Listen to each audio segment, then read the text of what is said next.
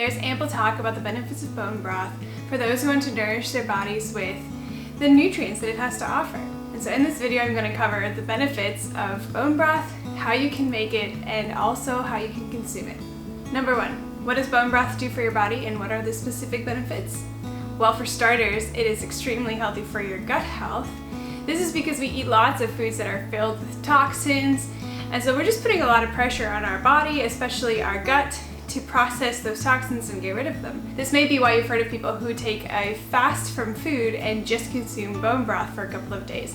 And this is to sort of give the body a break from consuming these foods with toxins and having to work hard to excrete them, but rather having the bone broth provide the nutrients that's necessary, like a meal. It's very filling, but then it gives your gut and your stomach just a digestive break in order to then focus on repairing and healing your stomach lining and your gut and digestive tract. Now, for those who are either taking a fast from food and consuming bone broth, or for anyone who is just consuming bone broth with their food, this is a great way to add minerals and vitamins to your bodies. Now, what kind of minerals and vitamins are in bone broth? Well, studies have shown that it is filled with vitamin A, vitamin K2, iron, calcium, magnesium, and zinc. So if you've been told that you need to take more of those vitamins or minerals, this is a great way that you can consume it naturally by having bone broth.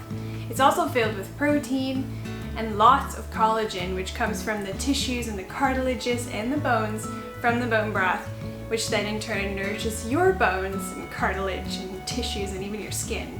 It is also rich in amino acids, which clear your body from toxins and kind of helps your digestive tract get rid of that, which then of course is very beneficial to your body because it kind of clears your body from any kind of inflammation potentially.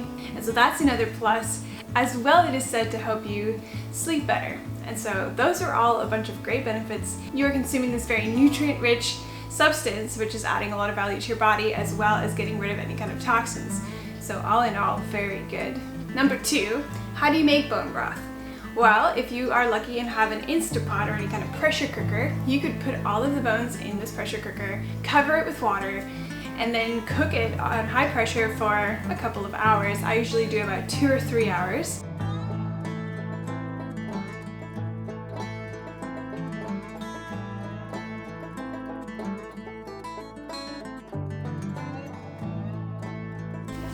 So right now we are paying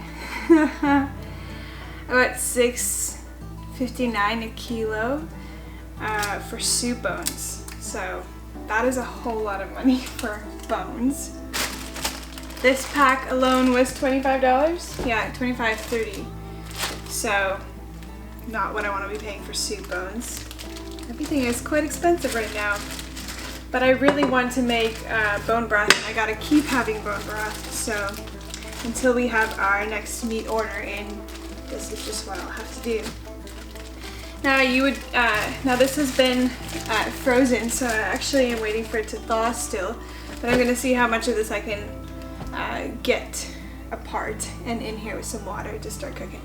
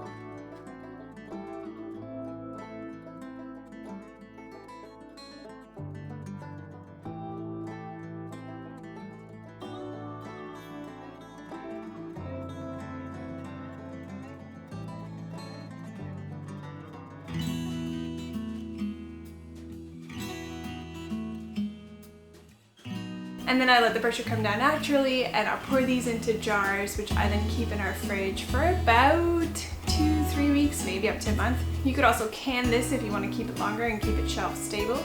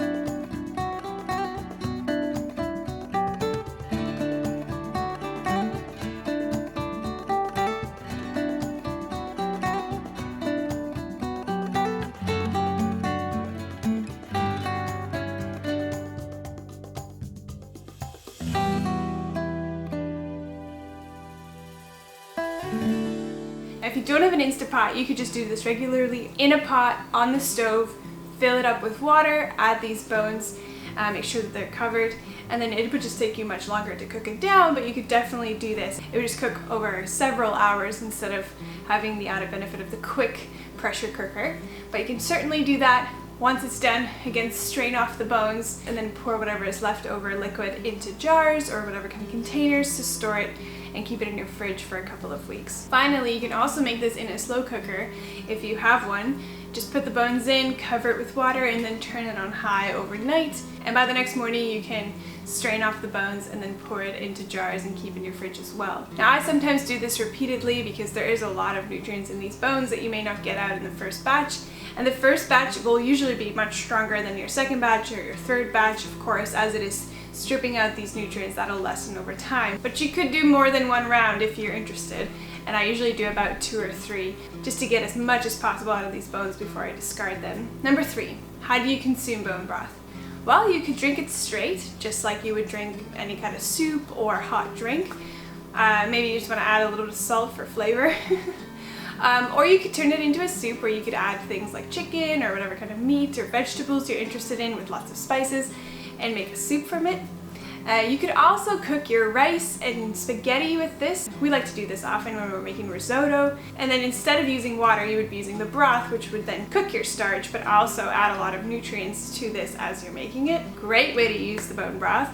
And then you can also steam your vegetables with it. So just a little bit of bone broth to steam and cook your veggies. That's another way that you can use up your bone broth and consume it. We've also used it to can some of our meat in our pressure canner. Instead of adding water to our jars, we added some of the bone broth and pressure canned it that way, which is now on our shelf, ready to be eaten. So lots of different ways that you can consume this bone broth. And I hope that this has been helpful to you. Now you know the benefits of bone broth, how to make it, and then how to consume it. And if you know of any other benefits or ways that you could use bone broth, please leave a comment down below. I'd love to learn from you, and also I'm sure everyone in this community would love to hear what you have to say. Don't forget to subscribe to this channel if you're interested in content like this. You can usually find me in the kitchen, kind of cooking or baking or preserving some kind of food, or when it's a bit warmer, out in the garden, growing some of our own food and our own flowers. So if that interests you, please stick around. Like this video, that would really help our channel, and we'd love to have you catch some of our upcoming content. Okay, see ya, bye.